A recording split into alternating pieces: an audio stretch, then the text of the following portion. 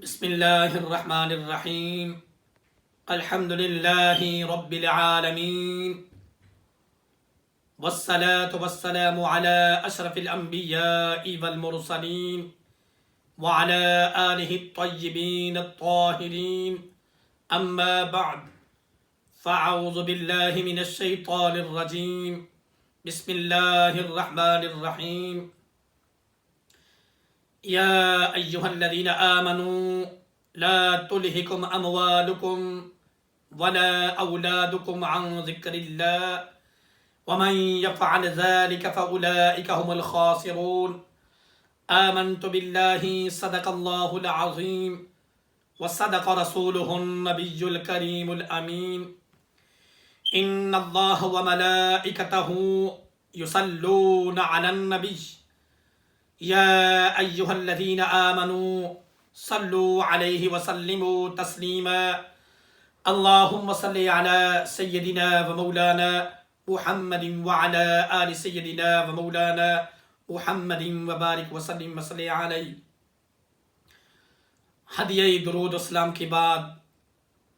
سب تعریفیں اس خالق کائنات کے لیے ہیں کہ جس نے لفظ کن سے تمام کائنات کی تخلیق فرمائی اور تخلیق فرمانے کے بعد انسان کو عزت اور کرامت کا تاج بنایا۔ اس اللہ رب العزت کا لاکھ لاکھ شکر ہے کہ اس نے ہمیں اپنے پیارے حبیب جناب محمد مصطفیٰ صلی اللہ تعالی علیہ وآلہ وسلم کی امت میں پیدا فرمایا اور پیدا فرما کر پھر طرح طرح کی نعمتوں سے نوازا ہے۔ آپ حضرات کے سامنے میں نے جو آیہ مبارکہ تلاوت کرنے کا شرف حاصل کیا، اللہ سبحانہ و تعالی ارشاد فرماتا ہے سورہ منافقون 27 پارے کے اندر، یا ایہا الذین آمنوا، اے ایمان والو، لا تلہکم اموالکم ولا اولادکم، تمہیں نہ ہلاک کر دیں تمہارے مال اور تمہاری اولاد عن ذکر اللہ، اللہ کے ذکر سے، ومن یفعل ذلک فاولئک هم الخاسرون، پس لوگ جو ایسا کریں گے یعنی اللہ کے ذکر سے اپنے منہ کو موڑ دیں گے، اللہ فرماتا پھر وہ نقصان اٹھانے والوں میں سے ہو جائیں گے۔ اس آیہ مبارکہ میں اگلے حصے میں اللہ سبحانہ و تعالی ارشاد فرماتا ہے وَأَنفِقُوا مِمَّا رَزَقْنَاكُم مِّن قَبْلِ أَن يَأْتِيَ أَحَدَكُمُ الْمَوْتُ وَأَنفِقُوا مِمَّا، اے میرے بندو میرے راستے میں خرچ کرو جو میں نے تمہیں رزق عطا کیا، من قبل، اس سے پہلے کہ تم پر موت آ جائے۔ پھر بندہ کہتا جب کسی پر موت آ جاتی ہے تو فرمایا فیقول رب لولا اخرتنی الی اجل قریب، بندہ اللہ رب العزت کی بارگاہ میں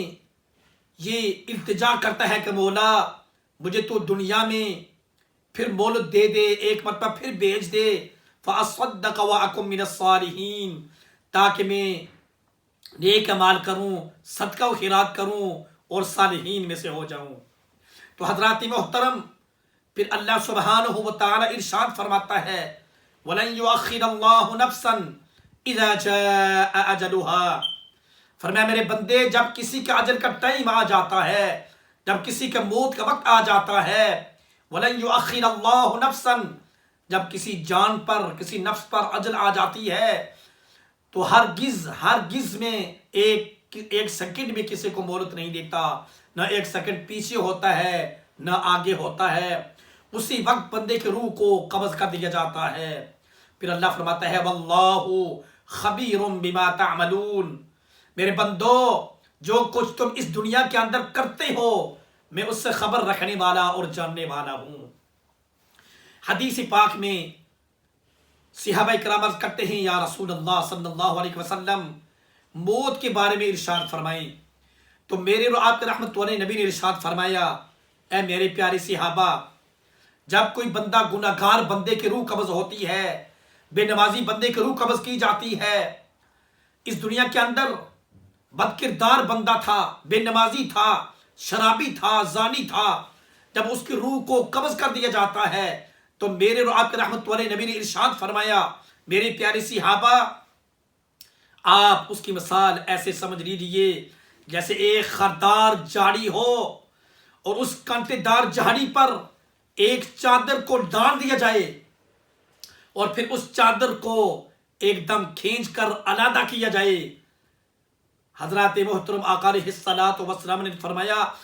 تو جب اس چادر کو علیحدہ کیا جائے گا تو ایک ایک ذرہ اس چادر کا ان کانٹوں کے ساتھ رہ جائے گا۔ فرمایا اسی طرح سے گناہ گار اور بے نمازی بندے کے روح کو جسم سے جدا کیا جاتا ہے۔ حضرات محترم آپ اندازہ لگا لیجئے، نبی رحمت صلی اللہ علیہ وسلم نے ارشاد فرمایا کہ چادر کو ایک دم کھینچ کر علیحدہ کیا جائے تو اس کا ایک ایک حصہ ان کانٹوں کے ساتھ رہ جاتا ہے۔ فرمایا اسی طرح گناہ گار، بدکار، بے نمازی بندے کے روح کو جسم سے اس طرح جدا کیا جاتا ہے۔ حدیث پاک میں ارشاد فرماتے ہیں کہ گناہ گار بندے کے روح اس طریقے سے قبض کی جاتی ہے کہ جس طرح انسان کے جسم کو کینچیوں سے کاٹ دیا جائے، 300 مرتبہ تلوار سے کاٹ دیا جائے یا دیگوں میں اس کو پکا دیا جائے، اس سے بھی زیادہ سختی کے ساتھ اس کی روح کو قبض کیا جاتا ہے۔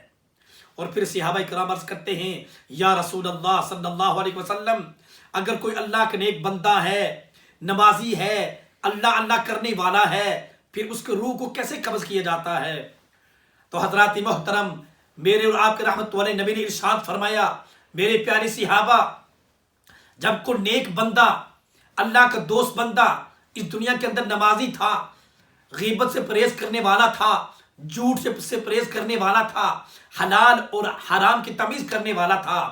اس کی روح بڑی پروقار طریقے سے، بڑی عزت اور بڑی شانوں کے ساتھ اس کی روح کو قبض کر دیا جاتا ہے۔ اس کے سامنے نہایت خوشبو لگا کر، نہایت خوبصورت کپڑے پہن کر فرشتے اپنے ہاتھوں میں جنت کی ٹینیاں لے کر اس بندے کے سامنے آتے ہیں اور وہ بندہ ان کی خوبصورتی کو دیکھتے رہ جاتا ہے، اس کی روح کو قبض کر دیا جاتا ہے۔ حضرات محترم، حدیث پاک میں آتا ہے کہ جب بندے کو قبر کے اندر اتار دیا جاتا ہے تو قبر کہتی ہے، اے انسان، تیرا ناس ہو، تو میرے متعلق کیوں فریب کھاتا رہا؟ اے انسان، کیا تجھے علم نہ تھا میں آزمائش کا گھر ہوں؟ کیا تجھے علم نہ تھا میں کیڑوں کا گھر ہوں؟ کیا تجھے علم نہ تھا میں وہ ہیبت ناک جگہ اور مقام ہوں جہاں صرف اندھیرا ہی اندھیرا ہے؟ اے میرے بندے، تو اس دنیا کے اندر غرور اور تکبر کے ساتھ چلا کرتا تھا، تو نے کبھی موت کے بارے میں نہ سوچا تھا، کبھی قبر کے بارے میں نہ سوچا تھا۔ اے انسان، اگر تو اس دنیا کے اندر نیک تھا تو میں تیرے لیے قبر نہیں، جنت کے باغوں میں سے ایک باغ بن جاؤں گی۔ اگر تو اللہ کے نافرمان تھا، بد کردار تھا، تو بندہ خدا، پھر میں تیرے لیے قبر نہیں، جہنم کے گڑھوں میں سے ایک گڑھا بن جاؤں گی۔ حضرات محترم، عذاب قبر کے بارے میں حضرت موسیٰ علیہ السلام کی جب موت واقع ہوئی، اللہ کے بڑے پیارے نبی تھے، جب موسیٰ علیہ السلام کی موت واقع ہوئی، جب انہوں نے دنیا سے پردہ فرمایا، اللہ سبحانہ و تعالی نے فرمایا، میرے پیارے خلیل، میرے پیارے دوست، میرے پیارے نبی، تم نے موت کو کیسے محسوس کیا؟ تو حضرت موسیٰ علیہ السلام ارشاد فرماتے ہیں، میرے پروردگار عالم، یا اللہ، میں موت کو ایسے محسوس کر رہا تھا جیسے ایک زندہ بکری ہو اور قصاب کھینچ کر اس کی کھال اتار رہا ہو،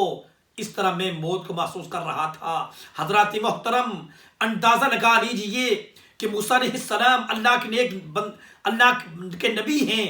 اللہ کے پیارے دوست ہیں، خلیل ہیں، مگر ارشاد کیا فرماتے ہیں، یا اللہ، میں اس وقت یہ محسوس کر رہا تھا جیسے ایک زندہ بکری ہو اور قصاب کھینچ کر اس کی کھال اتار رہا ہو، تو نہ ہی اس کی جان نکلتی ہو، نہ ہی کوئی بچنے کی صورت ہو، میں ایسے موت کو محسوس کر رہا تھا۔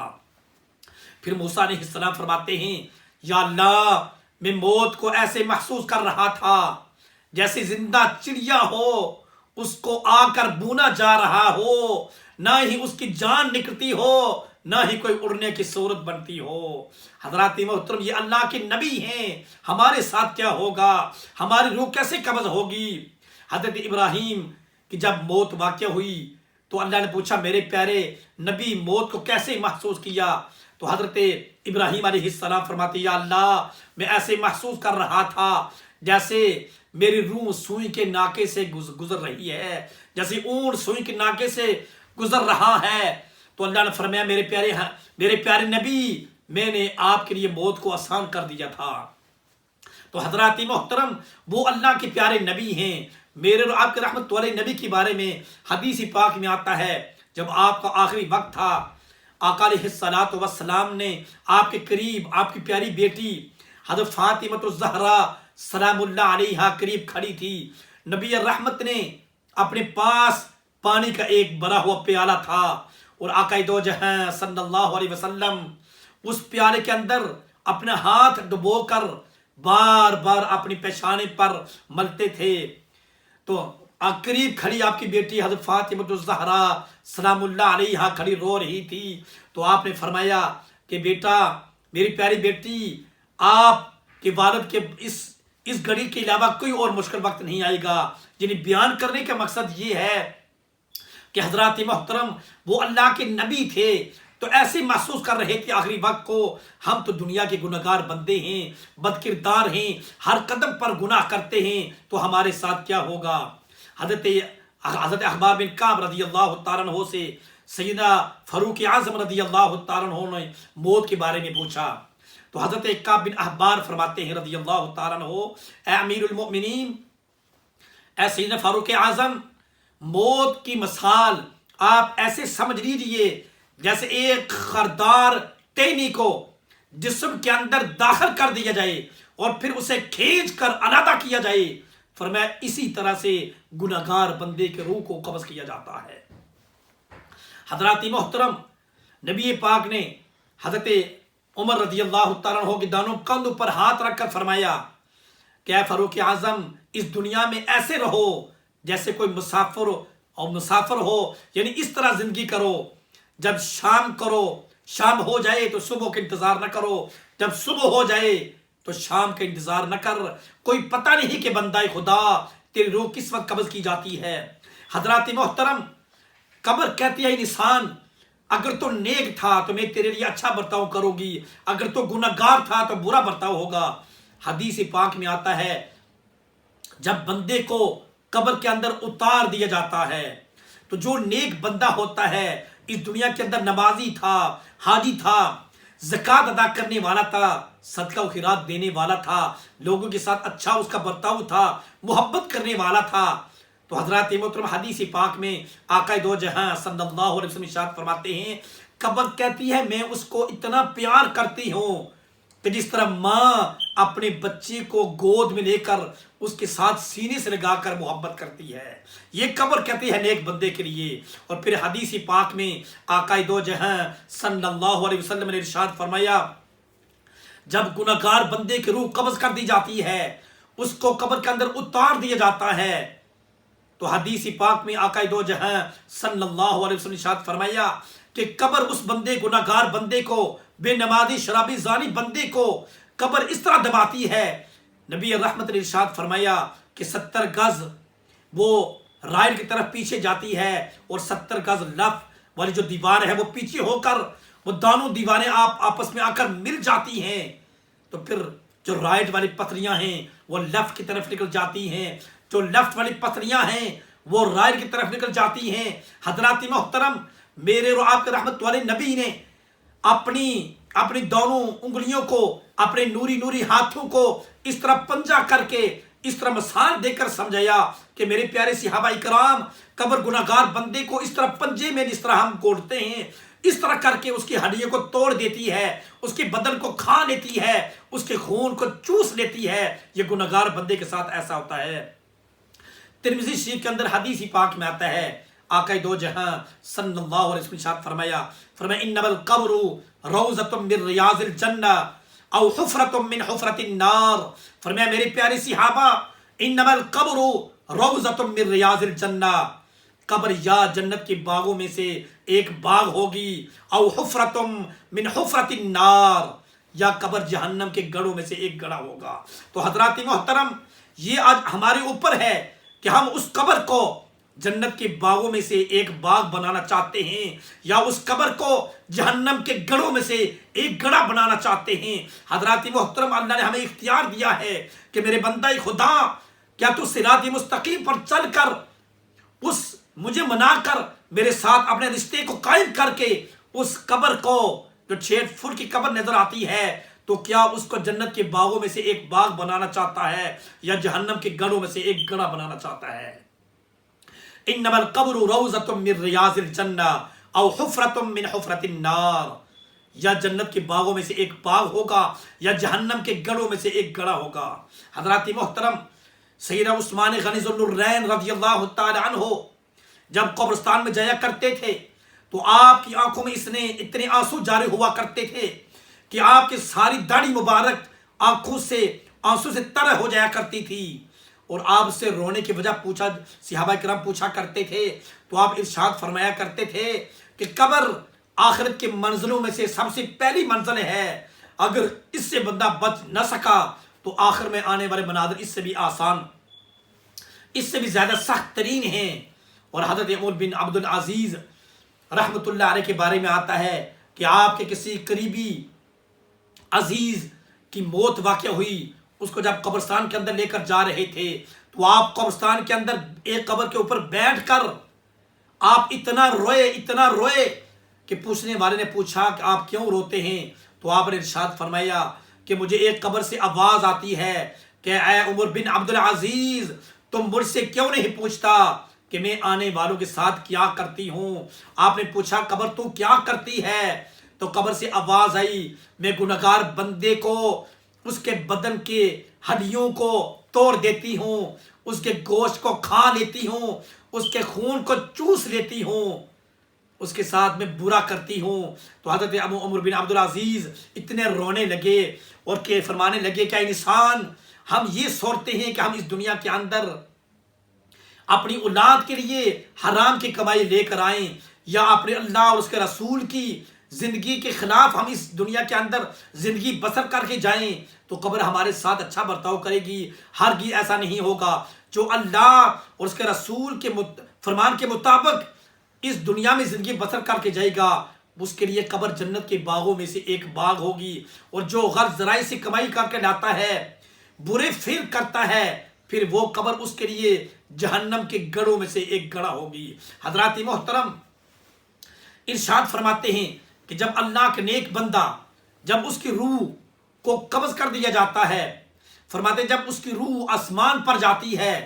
تو 70,000 فرشتے اس روح کا استقبال کرتے ہیں، جبریل امین اس روح کا استقبال کرتے ہیں، اور 70,000 فرشتے بھی اس روح کا استقبال کرتے ہیں جو اللہ کی نیک روح، اللہ کے دوست کی روح ہوتی ہے۔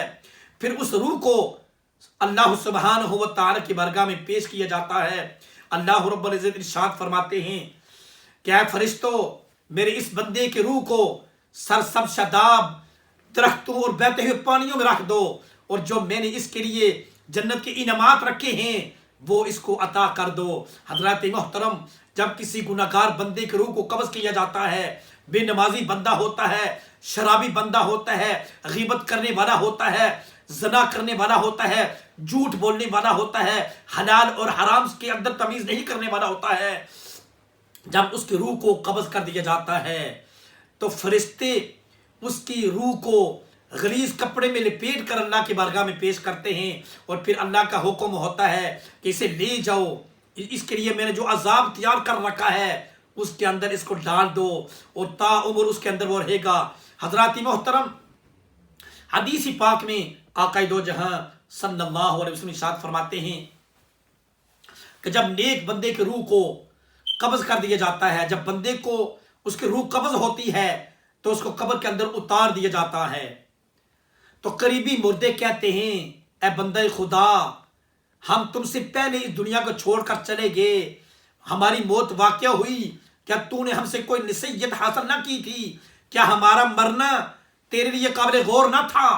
تم نے ہم سے کیوں نہیں سب سیکھا؟ تو دنیا کے اندر غرور اور تکبر کے ساتھ چلا کرتا تھا، بے نمازی تھا، کہاں ہیں وہ تیرے دوست، تیری اولاد، تیرے بھائی؟ تجھے کاندھوں پر اٹھا کر میرے پیر کے اندر آ کر چھوڑ گئے، آج کون ہے تیری سفارش کرنے والا؟ حضرات محترم، جب میت کو قبر کے اندر اتار دیا جاتا ہے تو اسے پوچھا جاتا ہے مر ربو کا، تیرا رب کون ہے؟ ما دینو کا، تیرا دین کیا تھا، تیرا مذہب کیا تھا؟ پھر نبی پاک کے بارے میں ارشاد ہوتا ہے کہ ان کے بارے میں آپ تو دنیا کے اندر کیا کہا کرتا تھا، یہ کون ہے یہ ہستی؟ تو جب بندہ نیک جواب دیتا ہے اس کے لیے پھر وہ جنت کی مبارک مستحق ہو جاتا ہے۔ فرماتے ہیں جب بندے کو قبر کے اندر اتار دیا جاتا ہے، جب نیک بندے کے پاس فرشتے حساب و کتاب لینے کے لیے آتے ہیں تو فرماتے ہیں وہ نمازی تھا تو نماز دائیں طرف کھڑی ہو جاتی ہے، روزے بائیں طرف کھڑے ہو جاتے ہیں، جب سامنے کی طرف فرشتے آتے ہیں تو حج کھڑا ہو جاتا ہے، جب پیچھے کی طرف آتے ہیں تو زکوٰۃ کھڑی ہو جاتی ہے، اور صدقہ و خیرات سامنے کھڑے ہو کر وہ دیکھتے ہیں۔ جب وہ بندہ اپنے ان امتحانوں میں پاس ہو جاتا ہے پھر اللہ رب العزت ارشاد فرماتے ہیں اس کو مستحق مبارک کا مستحق ٹھہراتے ہیں، جنت سے اوڑھنے کے لیے چادر عطا کی جاتی ہے اور 70 دروازے جنت کے کھول دیے جاتے ہیں۔ اور جب گناہگار بندے کو قبر کے اندر اتار دیا جاتا ہے تو حضرات محترم پھر اس بندے کے لیے قبر کو تنگ کر دیا جاتا ہے، 70 آئیدے اس کے اوپر مقرر کر دیے جاتے ہیں، بڑے بڑے سانپ اور بچھو اور قبر کا عذاب اس کے لیے آ جاتا ہے۔ وہ قبر جو بظاہر ہمیں قبر نظر آتی ہے مگر اندر سے وہ جہنم کا ایک گڑھا بن جاتا ہے۔ تو حضرات محترم، اللہ رب العزت نے ہمیں اس دنیا کے اندر ہمیں صحت عطا کی ہے، ہمیں دولت عطا کی ہے، ہمیں اولاد عطا کی ہے، ہمیں سب کچھ عطا کیا ہے۔ اگر ہم اس کی نماز نہ پڑھیں گے، نیک اعمال نہ کریں گے تو پھر اللہ ہمیں ان نعمتوں کے بارے میں بھی پوچھا جائے گا اور قبر کے اندر ہمارے لیے عذاب ہی عذاب ہے۔ اور فرماتے ہیں حدیث پاک میں آتا ہے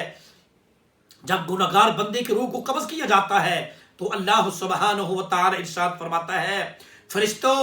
جاؤ میرے اس دشمن کی روح کو قبض کر کے لے آؤ۔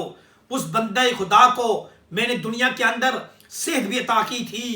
دولت بھی عطا کی تھی، اولاد بھی عطا کی تھی، دنیا کی ہر نعمتوں سے نوازا تھا، مگر یہ سب کچھ ہونے کے باوجود وہ بے نمازی تھا، شرابی تھا، زانی تھا، جھوٹا تھا، بد کردار تھا، حرام اور حلال کے اندر تمیز کرنے والا نہ تھا۔ اس میرے دشمن کی روح کو قبض کر کے آؤ۔ حضرات محترم، جب فرشتے آتے ہیں اس گناہگار بندے کی روح قبض کرنے کے لیے آتے ہیں تو حدیث پاک میں آقا دو جہاں صلی اللہ علیہ وسلم نے ارشاد فرمایا اتنی بدصورت شکل میں فرشتے آتے ہیں، ان کی آنکھوں سے آگ کے شعلے نکلتے ہیں، ان کے منہ سے آگ کے شعلے نکلتے ہیں، ان کے کانوں سے آگ کے شعلے نکلتے ہیں، ان کے دانت گائے کے سینگوں کی طرح باہر کو نکلے ہوئے ہوتے ہیں۔ اور اتنی بد شکل فرشتوں کو جب وہ دیکھتا ہے تو غشی اس پر تاری آ جاتی ہے اور پھر اس کی بڑی سختی کے ساتھ اس کی روح کو قبض کیا جاتا ہے۔ حضرات محترم، دعا کیجیے اللہ رب العزت ہمیں صحیح معنوں میں اللہ رب العزت کی نماز ادا کرنی چاہیے، اللہ ہمیں صراط مستقیم چلنے کی توفیق عطا فرمائے۔ اللہ رب العزت کی بارگاہ میں دعا کرتے ہیں کہ اللہ ہمیں 5 وقت کا نمازی بنائے، حلال رزق کمانے کے اللہ ہمیں توفیق عطا فرمائے۔ یا اللہ پاک ہماری اولادوں پر بھی تو رحم کرو فرما۔ وآخر دعوانا ان الحمد للہ رب العالمین۔